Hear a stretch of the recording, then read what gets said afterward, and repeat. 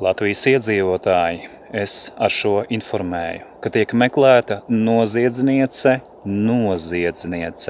Ella Petrova, kura 2020. gada nogalē un pēc tam arī vēlākos gadus piedalījās noziegumos pret mani, Mareku Markus, un pret maniem bērniem. Šī sieviete mani apmeloja pārsvarā interneta vietnēs un centās noskaņot cilvēkus pret mani, jo sevišķi tos cilvēkus centās atrunāt no informācijas saņemšanas, kuri izrādīja interesi par to, kas notiek patiesībā.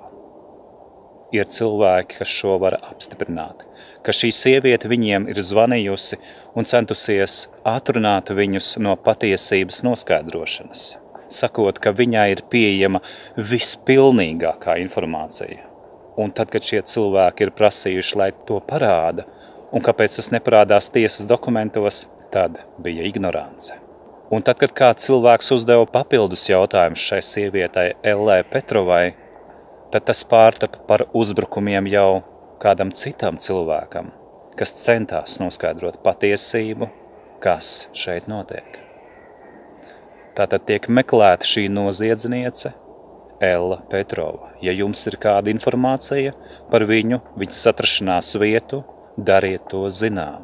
Mans e-pasts manaitautai@gmail.com, mans tālrunis 298 11361.